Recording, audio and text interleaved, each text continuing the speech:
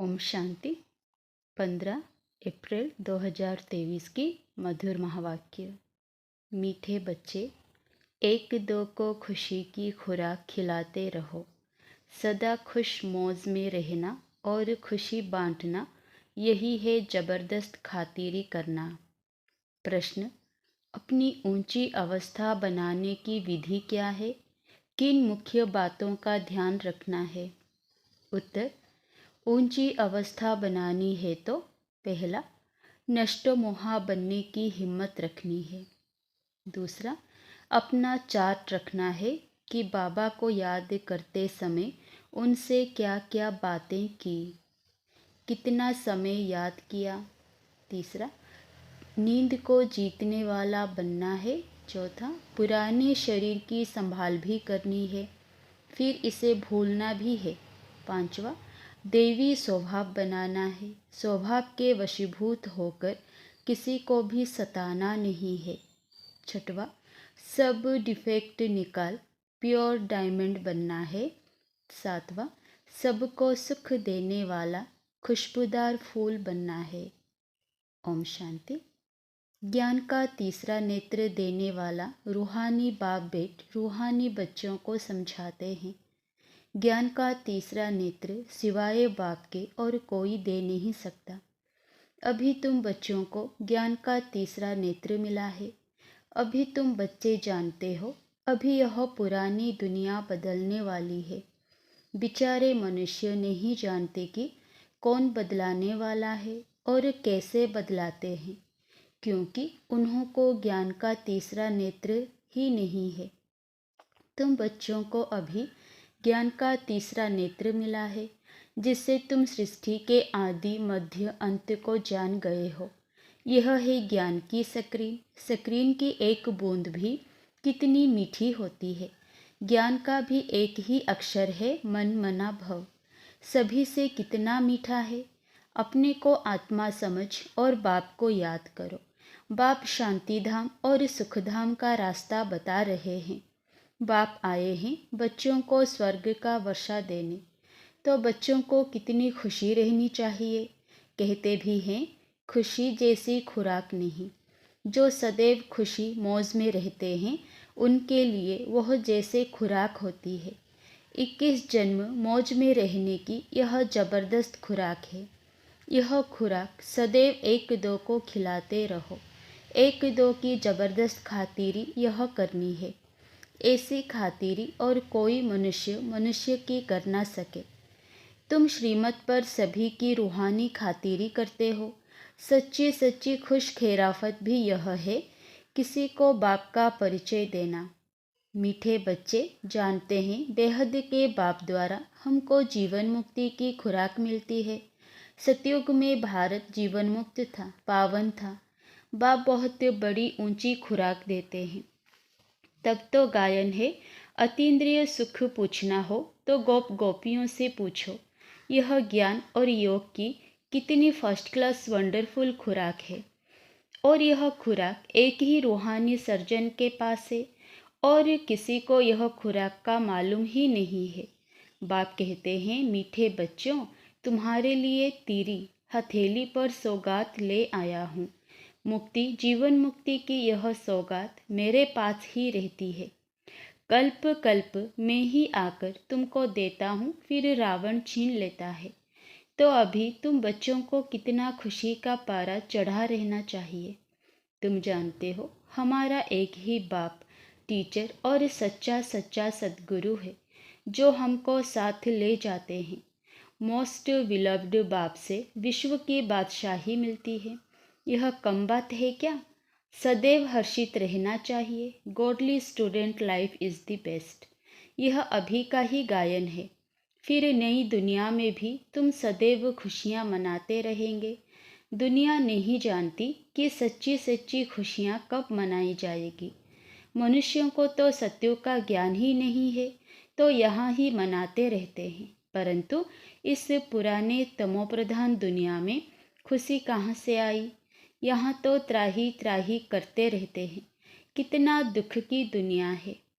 बाप तुम बच्चों को कितना सहज रास्ता बताते हैं। गृहस्थ व्यवहार में रहते कमल फूल समान रहो। धंधा धोरी आदि करते भी मुझे याद करते रहो। जैसे आशिक और माशूक होते हैं, वह तो एक दो को याद करते रहते हैं। वह उनका आशिक, वह उनका माशूक होता है। यहाँ यह बात ही नहीं है। यहाँ तो तुम सभी एक माशूक के जन्म जन्मांतर से आशिक हो रहते हो। बाप कब तुम्हारा आशिक नहीं बनता?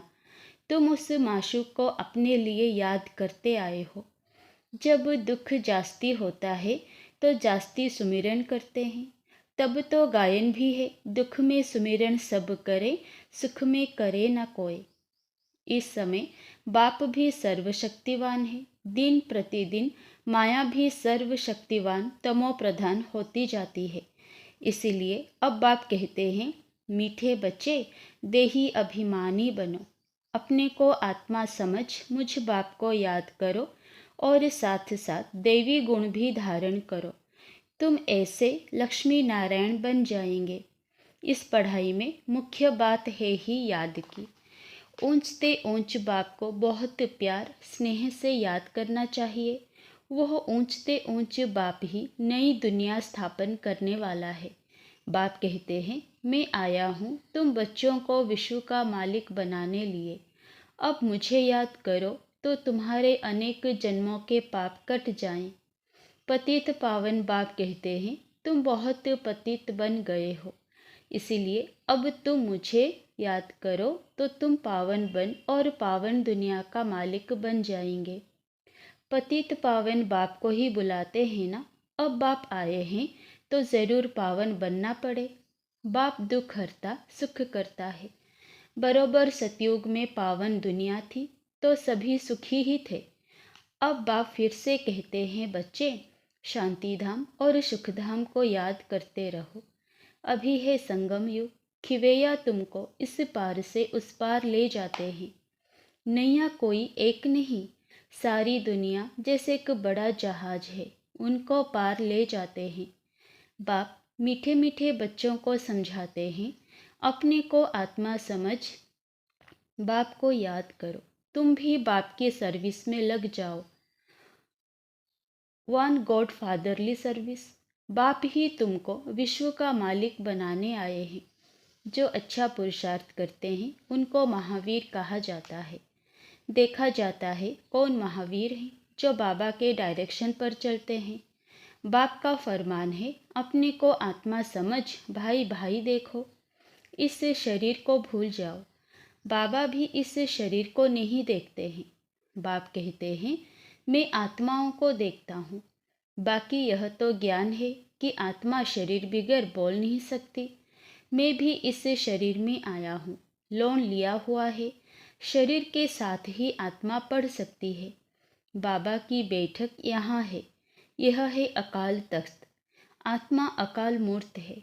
आत्मा कब छोटी बड़ी नहीं होती है।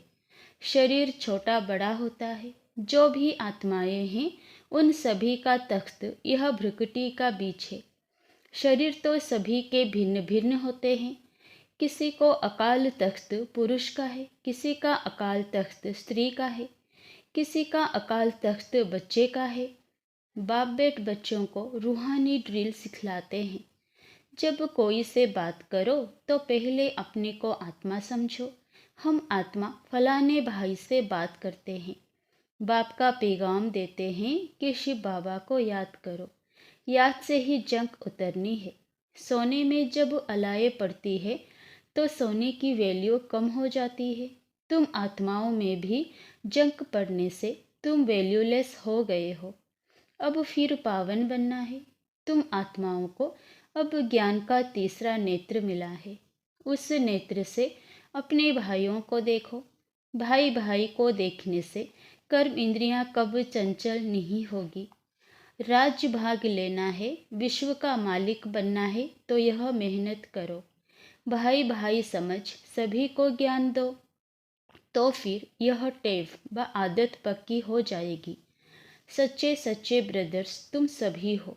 बाप भी ऊपर से आए हैं, तुम भी आए हो। बाप बच्चों सहित सर्विस कर रहे हैं। सर्विस करने की बाप हिम्मत देते हैं। हिम्मत मर्दा। तो यह प्रैक्टिस करनी है। मैं आत्मा भाई को पढ़ाता हूँ, आत्मा पढ़ती है ना। इसको स्पिरिचुअल नॉलेज कहा जाता है, जो रूहानी बाप से ही मिलती है। संगम पर ही बाप आकर यह नॉलेज देते हैं कि अपने को आत्मा समझो। तुम नंगे आए थे, फिर यहाँ शरीर धारण कर तुमने 84 जन्म पाठ बजाया है। अब फिर वापस चलना है, इसीलिए अपने को आत्मा समझ भाई भाई की दृष्टि से देखना है। यह मेहनत करनी है, अपनी मेहनत करनी है। दूसरे में हमारा क्या जाता। चैरिटी बिगिंस एट होम, अर्थात पहले खुद को आत्मा समझ फिर भाइयों को समझाओ, तो अच्छी रीति तीर लगेगा। यह जौहर भरना है, मेहनत करेंगे तभी ऊंच पद पाएंगे। कुछ सहन भी करना पड़ता है। कोई उल्टी सुल्टी बात बोले तो तुम चुप रहो। तुम चुप रहेंगे तो फिर दूसरा क्या करेगा। ताली 2 हाथ से बजती है। एक ने मुख की ताली बजाई, दूसरा चुप कर दे तो वह आपे ही चुप हो जाएंगे। ताली से ताली बजने से आवाज हो जाता है। बच्चों को 1-2 का कल्याण करना है। बाप समझाते हैं, बच्चे सदैव खुशी में रहना चाहते हो तो मन मना भव। अपने को आत्मा समझ बाप को याद करो। भाइयों, आत्माओं तरफ देखो।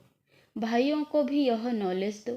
यह टेव व आदत पड़ जाने से फिर कब क्रिमिनल आई धोखा नहीं देगी। ज्ञान के तीसरे नेत्र से तीसरे नेत्र को देखो। बाबा भी तुम्हारी आत्मा को ही देखते हैं। कोशिश यह करनी है सदैव आत्मा को ही देखें, शरीर को देखे ही नहीं। योग कराते हो तो भी अपने को आत्मा समझ भाइयों को देखते रहेंगे तो सर्विस अच्छी होगी। बाबा ने कहा है भाइयों को समझाओ। भाई सभी बाप से वर्षा लेते हैं। यह रूहानी नॉलेज एक ही बार तुम ब्राह्मण बच्चों को मिलती है। तुम ब्राह्मण हो फिर देवता बनने वाले हो। इस संगम युग को थोड़े ही छोड़ेंगे, नहीं तो पार कैसे जाएंगे। कूदेंगे थोड़े ही। यह वंडरफुल संगम युग है। तो बच्चों को रूहानी यात्रा पर रहने की टेव व आदत डालनी है। तुम्हारे ही फायदे की बात है। बाप की शिक्षा भाइयों को देनी है। बाप कहते हैं, मैं तुम आत्माओं को ज्ञान दे रहा हूँ।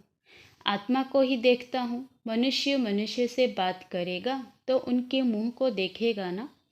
तुम आत्मा से बात करते हो तो आत्मा को ही देखना है। भल शरीर द्वारा ज्ञान देते हो, परंतु इसमें शरीर का भान तोड़ना होता है। तुम्हारी आत्मा समझती है परमात्मा बाप हमको ज्ञान दे रहे हैं। बाप भी कहते हैं आत्माओं को देखता हूँ। आत्माएं भी कहती हम परमात्मा बाप को देख रहे हैं, उनसे नॉलेज ले रहे हैं। इसको कहा जाता है स्पिरिचुअल ज्ञान की लेन देन। आत्मा की आत्मा के साथ। आत्मा में ही ज्ञान है, आत्मा को ही ज्ञान देना है। यह जैसे जौहर है, तुम्हारे ज्ञान में यह जौहर भर जाएगा तो किसी को भी समझाने से झट तीर लग जाएगा। बाप कहते हैं प्रैक्टिस करके देखो, तीर लगता है ना। यह नहीं टेप डालनी है तो फिर शरीर का भान निकल जाएगा। माया के तूफान कम आएंगे, बुरे संकल्प नहीं आएंगे, क्रिमिनल आई भी नहीं रहेगी। हम आत्मा ने 84 का चक्र लगाया। अब नाटक पूरा होता है। अब बाबा की याद में रहना है। याद से ही तमोप्रधान से सतोप्रधान बन सतोप्रधान दुनिया के मालिक बन जाएंगे। कितना सहज है। बाप जानते हैं बच्चों को यह शिक्षा देना भी मेरा पाठ ही है, कोई नई बात नहीं। हर 5000 वर्ष बाद हमको आना होता है। मैं बंधायमान हूँ। बच्चों को बैठ समझाता हूँ, मीठे बच्चे रूहानी याद की यात्रा में रहो तो अंत मते 100 गति हो जाएगी। यह अंतकाल है ना। मामे कम याद करो तो तुम्हारी सदगति हो जाएगी। याद की यात्रा से पाया मजबूत हो जाएगा। यह देही अभिमानी बनने की शिक्षा एक ही बार तुम बच्चों को मिलती है। कितना वंडरफुल ज्ञान है। बाबा वंडरफुल है तो बाबा का ज्ञान भी वंडरफुल है। जो और कोई बता ना सके। यह है तुम ब्राह्मणों का सर्वोत्तम ऊंचते ऊंच कुल। इस समय तुम्हारा जीवन अमूल्य है, इसलिए इस शरीर की भी संभाल करनी है। तमो प्रधान होने कारण शरीर की आयु भी कम होती गई है। अब तुम जितना योग में रहेंगे उतना आयु बढ़ेगी। तुम्हारी आयु बढ़ते बढ़ते 150 वर्ष हो जाएगी सतयुग में। इसलिए शरीर की भी संभाल करनी है। ऐसे नहीं यह तो मिट्टी का पुतला है, कहाँ यह खलास हो जाए। नहीं, इनको जीते रखना है। यह अमूल्य जीवन है ना। कोई बीमार होते हैं तो उनसे तंग नहीं होना चाहिए। उनको भी बोलो शिव बाबा को याद करो। जितना याद करेंगे उतना उनके पाप कटते जाएंगे। उनकी सर्विस करनी चाहिए। जीता रहे, शिव बाबा को याद करता रहे। बच्चों में नष्टमुहा बनने की भी हिम्मत चाहिए। फट से नष्टमुहा हो जाना चाहिए। बेहद का बाप मिला है तो उनसे पूरा वर्षा लेना है। बाबा ने बच्चों को समझाया है चार्ट रखो। बाबा को याद करने समय बाबा से क्या बातें की, कितना बाबा की महिमा की, भोजन पर कितना समय याद किया, फिर भूल गया। अपनी अवस्था को ऊंच बनाना बहुत ज़रूरी है। नींद को जीतने वाला बनना है। याद को बढ़ाते जाओ, औरों को सिखलाते जाओ।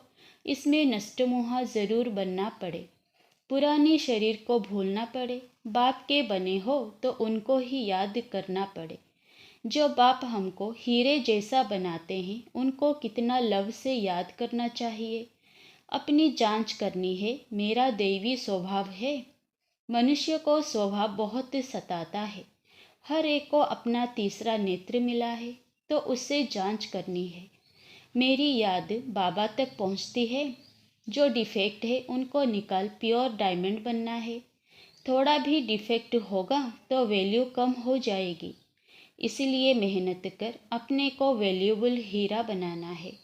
बाबा जानते हैं कर्मातीत अवस्था तो पिछाड़ी में नंबरवार पुरुषार्थ अनुसार आनी है। फिर भी पुरुषार्थ कराने लिए तो बाबा कहेंगे ना। नंबरवार पुरुषार्थ अनुसार ही बाबा को भी प्यारे लगेंगे। जो औरों को सुख देने वाला खुशबूदार फूल है वह छिपा नहीं रह सकता।